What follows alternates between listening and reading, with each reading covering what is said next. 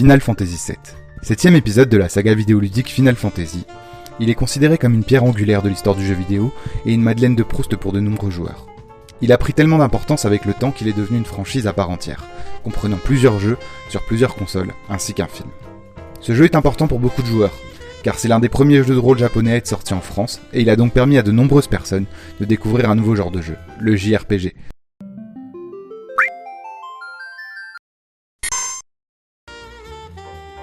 JRPG signifie Japanese Role Playing Game, ou jeu de rôle japonais en français.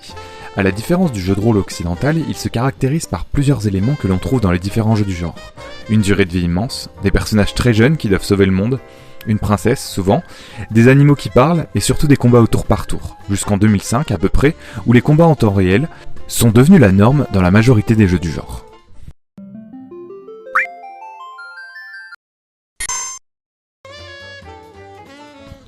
Clairement, quand Final Fantasy VII est sorti, les graphismes, on n'était pas loin de la perfection. On sortait d'une époque où les jeux étaient sur cartouche, donc surtout des jeux en 2D, et c'est la PlayStation avec son lecteur CD qui a permis de démocratiser, on va dire, le jeu en 3D. Final Fantasy VI, lui, était complètement en 2D avec une histoire gigantesque, ça n'enlève rien, mais quand le 7 est sorti avec ses cinématiques qui étaient folles, qui rappelaient presque les productions Pixar pour certains, qui venaient de sortir Toy Story au cinéma quelques années avant, les gens se sont dit « Ok, on fera pas plus beau que ça ».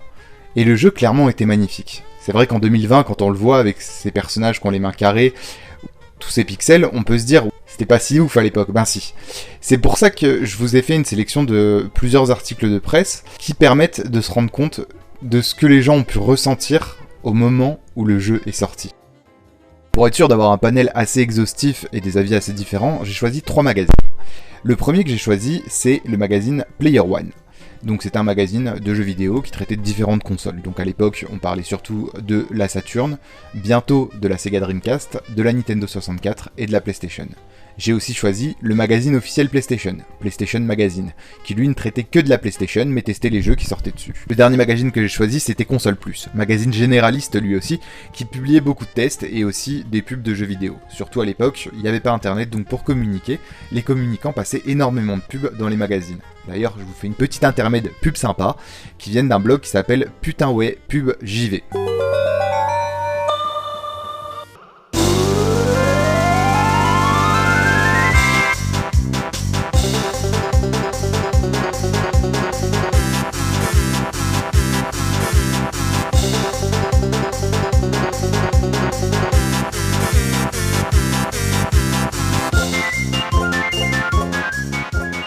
J'espère que ces quelques pubs vous ont plu.